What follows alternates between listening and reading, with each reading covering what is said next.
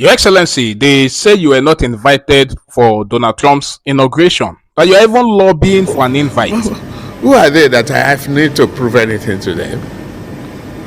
What's their business? Is that about the high unemployment in this country? Is that about lack of food on the tables and the kitchen of the poor? Is that about electricity that they cannot even properly privatize? I hope you watch that video. Even if the video seems to be doctored, but there's one thing that is clear. The president of Nigeria, Bola Ahmed Tinubu, has not been invited to the inauguration of the United States of America, the most powerful nation in the world. The country that is known as the most populous black race, Nigeria, in Africa, a country that is supposedly called the Giant of Africa, its president or our president did not get an official invite to attend the inauguration of Donald Trump. Yes, because if they had gotten the official invite, I am sure they would have released a communique, either to accept it, either to reject the invite. But nothing has come from the cabinet of the Federal Republic of Nigeria, which simply indicates that America does not revere Nigeria. If the likes of Ruto, Ramaphosa, Mahama of Ghana can be invited by Donald Trump, I think this is instructive. That Nigeria as of today is no longer seen as a country that should be reckoned with.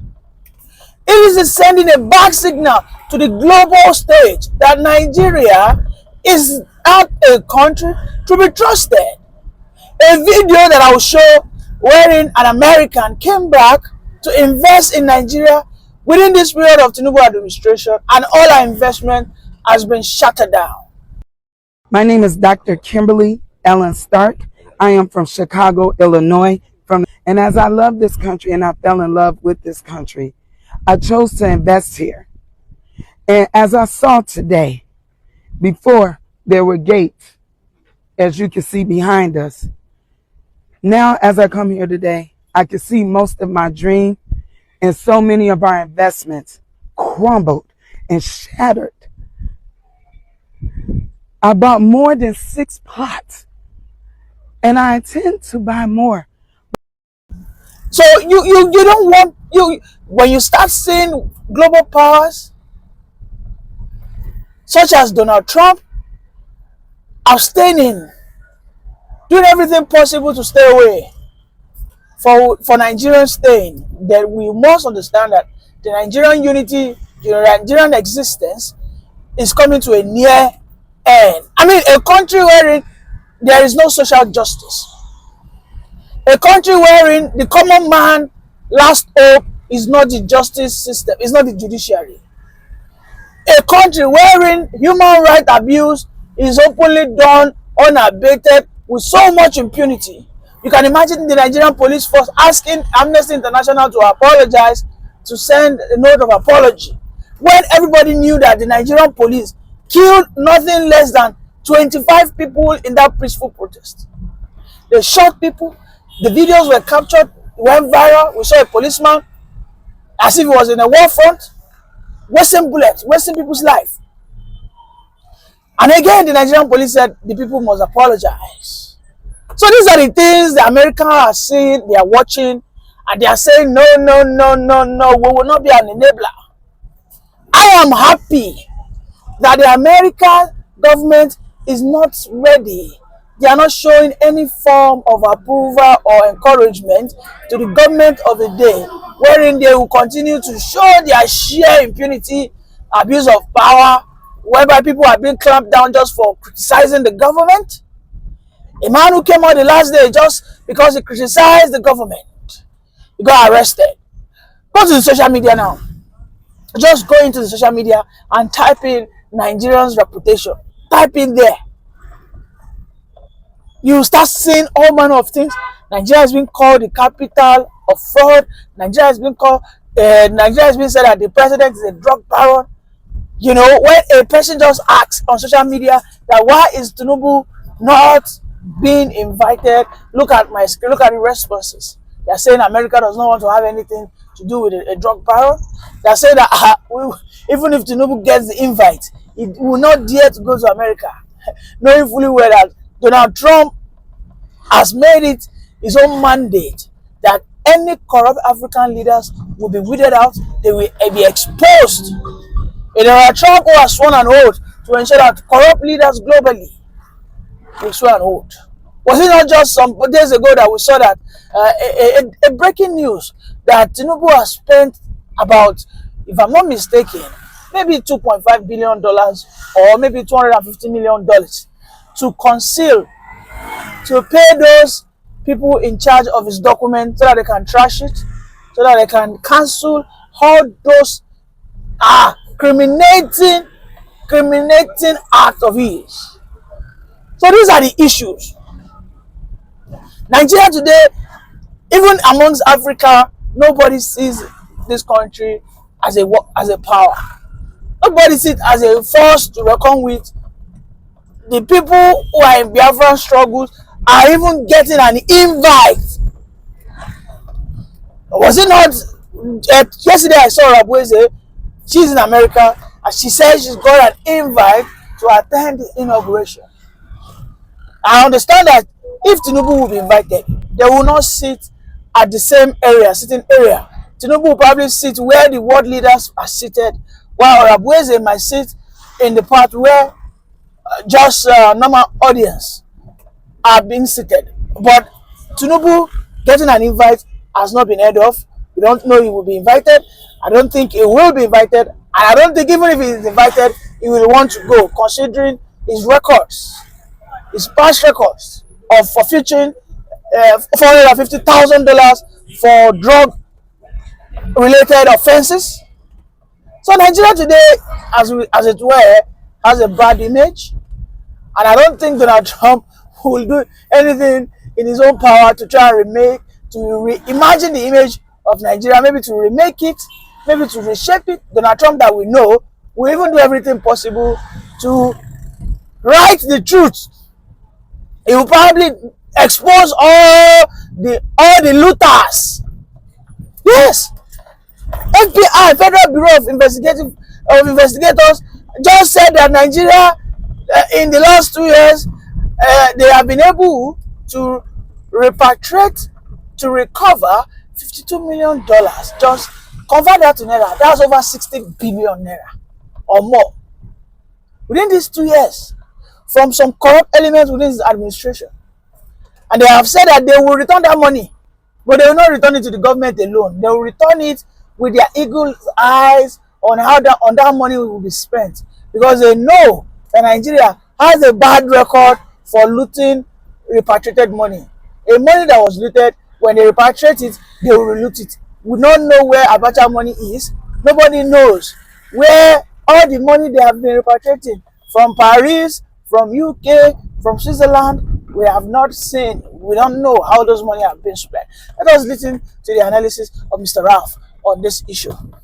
Hours ago, FBI fingered the Nigerian government for a one-time amount of $58 million, wherein some parts were found in Finland. And we know that some days ago, Samanepa had an issue with the Finland government, wherein a huge amount of money was illegally paid into his account. Yeah. This morning, FBI has come out stating that they will expose and, at the end of the day, repatriate the money back to the Nigerian people for their good and to fight bad governance.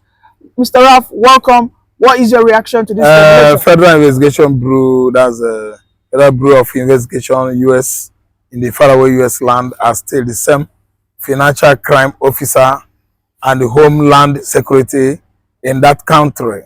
The money they trace that comes from the angle of Nigeria is, an indication that our money, our Commonwealth, our taxpayers' money are being swindled into the faraway United States of America on a daily basis because of the kind of political leaders we have in Nigeria. Recently, we've seen a governor of Kogi State that has at least stolen up to the tune of 1 trillion naira, and still is working free in Nigeria today. The other day, last week, he went to the court, and the court exonerated him. He came out to receive a heroic welcome and celebration by the people in his community. I mean, Yaya Bello of Kogi State. So if money like that is traced into the United States, I think FBI should do their homework well to know the name of such individuals that, you know, are trying to manipulate the public fund that is meant for the country for their own, you know, selfish use. The money they trace from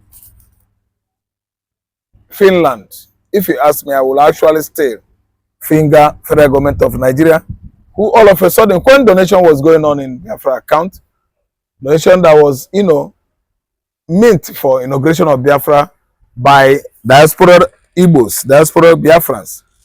Nigerian government threw into that account over $100 million. That was how their problem started.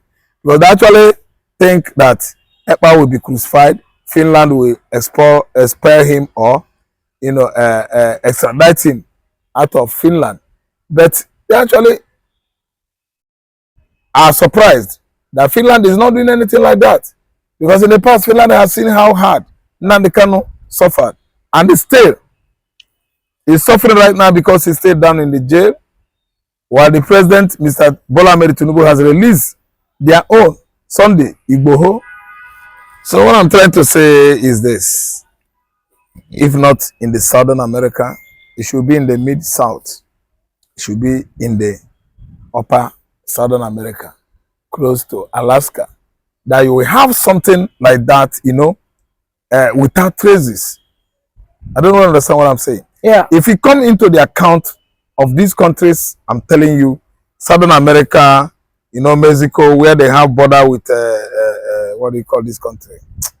Where they have Texas with Texas and the Colombia. Then again, you go to Northern America, where you have Alaska. Alaska is bordering with Russia. Russia, yes. You can't trace it. It's far away. But when FBI traces this money, it is within the states in America where Nigerian billionaire politicians are playing bridge, gamble with our commonwealth.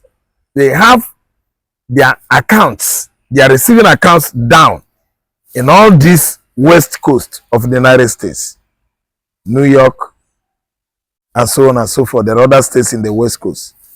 They will easily be fingered out. But if it is in those countries I mentioned to you, they are very, very far away from traces. You can't. FBI and the financial security officers in America cannot do anything. So what I'm trying to say is that those money you mentioned now, 58 million, is for the like of the Yaya Bellos. So you are saying this is not like a tip of it? Yes, I'm telling you. They've stolen more than this? They have stolen more than this. Tinubu had huge amount of money. He left and jumped bail in Chicago many years ago. 450,000 as reported? Yes, as reported. Yes, it's money. 450,000. As at 1990s. I'm telling you, you are talking about trillion in naira. So you have many, you know, Nigerian politicians like that having their accounts, receiving accounts, offshore accounts scattered all over the United States of America. So what I'm trying to say is that it has nothing to do with Biafra agitation. It has nothing to do with that young man. Though FBI traced some money from Finland into USA, I think they should do their homework well. Maybe during donation, someone was trying, donation into Biafran donor account, someone was trying to corner some fund into United States. Well, we understand. It shouldn't be. It wouldn't be someone else. Well, we understand that the FBI has issued a statement. But my question is, are you not worried that the FBI repatriating this money is more or less like they are feeding the chicken to the lions? Because historically we were told that the Abacha loot has been relooted. They consume it. It was looted. You are right.